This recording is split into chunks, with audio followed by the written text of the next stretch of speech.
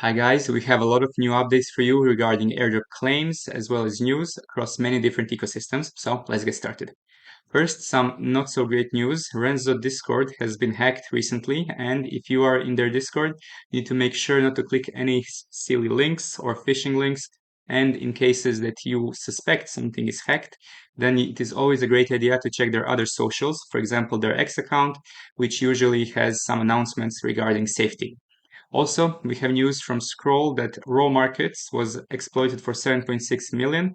However, there seems to be just some kind of bug in the contract and all the funds were apparently returned, so you are safe.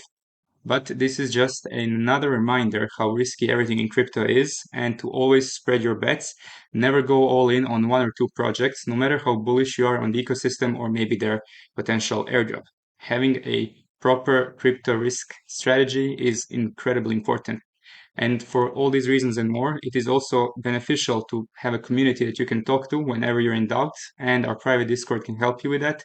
We also talk about many different active airdrop strategies and projects we're actively farming, and it's just a good place to be if you want to keep up to date with everything crypto related.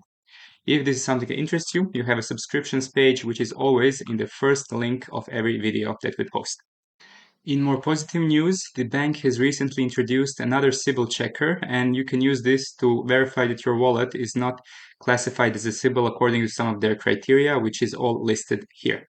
Alternatively, you can also remember to use their DeBank chain. They recently introduced this feature, and you have some more time to still mint the DeBank Genesis NFT.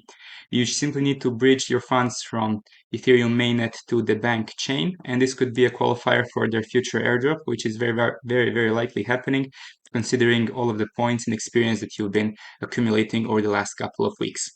Next, we also have news from Avail. The listing will have happened tomorrow. By the time you're watching this video, maybe the listing is already complete, and they keep adding new centralized exchanges such as MEXC and Bybit. Those are the prime two contenders for your ability to actually sell your tokens in case you're willing to sell a little bit when you claim your tokens.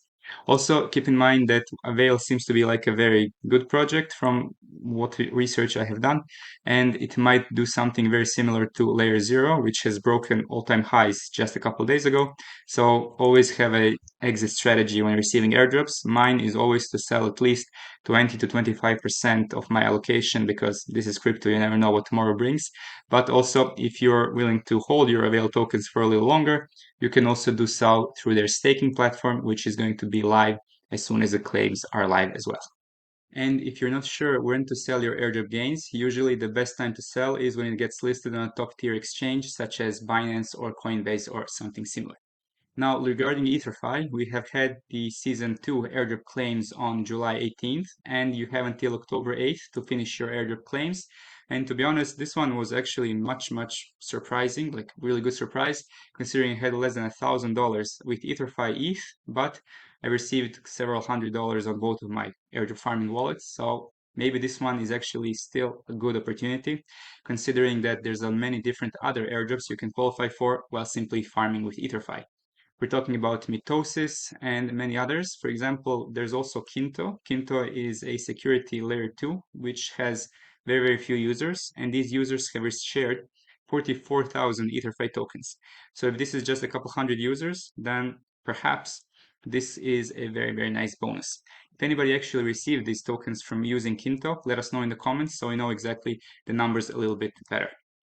The only deal breaker for me is that if you want to use Kinto blockchain, you kind of need to not use a VPN or have some kind of workaround this. So this is a deal breaker for you. Tough luck. And finally, they have this EtherFi cache functionality, which is another reason why you could consider using EtherFi.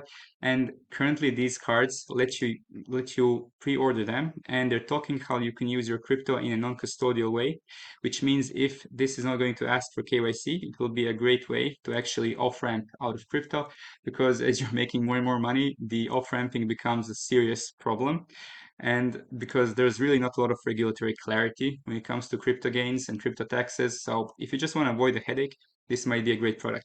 Another thing is that, well, these annual costs are very high. For example, you can spend 10 ETH, 1 ETH, 0.1 ETH for just an annual fee. The 0.01 ETH, the $35, $40 one, might actually be a good option because there's really not many people who are buying these guys. So nobody's bought the 10 ETH one. There's only 2 people who have bought the 1 ETH one. There's about 70 people with this one and about 500 people who pre-ordered this one. So maybe this will be a multiplier for future EtherFi airdrops, but either way, if it lets you spend your crypto without the headache of KYC or anything else, it might be a really, really interesting niche to explore. Moving into scroll news, if your Gitcoin passport has a humanity score over 20, you're eligible to mint the passport on Scroll, and this gives you access to another badge for your Scroll canvas. Also, there is a new feature called Scroller. This is an on-chain AI agent, which basically is an NFT that you pay 0.0042 ETH, so just under $20. And this one lets you deposit your ETH from Ethereum to this NFT contract. And then this NFT contract automatically bridges your ETH from mainnet to Scroll at optimal gas times. This saves you a little bit of gas money, so you don't have to spend a lot of time on Etherscan just to checking which time is the optimal time to bridge into Scroll. There's also another incentive to get a Scroll badge for using this Scroller agent, so it's an extra bonus for farming Scroll. Next, we have a very time-sensitive NFT mint from Mantle. They're celebrating 1 year since their blockchain was launched, and you have until July 25th, so only a couple more days, to get this commemorative NFT for 3.5 Mantle tokens. They have a 17,000 Mantle price pool, but more importantly, this could be a multiplier for their Metamorphosis campaign, which was launched in early July. And on this topic, we have received only a couple hours ago exact allocations for the Cook token. So 15% is going to be reserved for season 1 and allocated 5% for Metamorphosis campaign, 5% for people participating in the Puff airdrop, 4% for Mantle Reward Station, and 1% for the Puff NFT. Now, we have done a really deep dive on Mantle ecosystem in early July when this thing launched. So if you still haven't checked it out, but you're interested in Mantle ecosystem, make sure to check it out. And finally, we have received news that Alora airdrop might be a really good one, and they currently have an active node program. It is very technical, very difficult to set up your own Alora node. However, we have our friends here at EasyNode XYZ, which are doing all the hard work for you. It is a subscription model that basically you buy with some wallet, and then they set up everything regarding nodes for you. And this can be very, very hit and miss, but when you hit, you really hit big. So this could be an interesting option if you're willing to pay the subscription, which is about $10, $20, depending on which node they have offered. And moving into Solana real quick, the Sanctum Cloud airdrop happened. We already covered it. It wasn't great, but at least if you have leveled up your Volti pet from Volt Finance, you can start claiming and generating your points on their official website. Next, some better news come from the Gummy airdrop. If you have participated in Venture Bubbles, we are going to be receiving our Gummy airdrop on July 23rd, Tuesday latest, and you will be able to claim it on soulstorm.com/claim. Finally, just a quick update for Zeta markets. If you have not sold your airdrop allocation because the token price has gone down considerably since launch, if you're still staking your airdrop allocation, make sure to actually unstake before you plan to sell, because your stake is actually vested for the duration of your lock.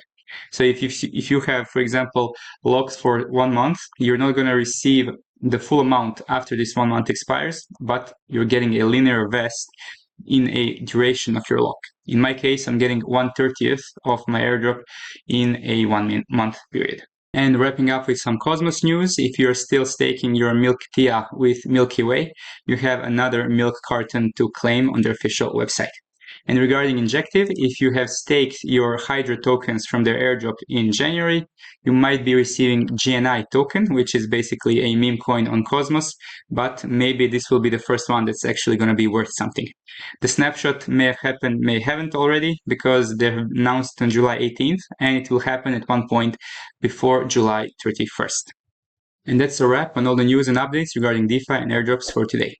If you like the content, you know what to do. Like and subscribe with bell notifications on. If you have any questions, drop them in the comments below. And if you're serious about crypto and airdrops, we're waiting for you in our Discord. Thanks for watching. Till next time, have an amazing day.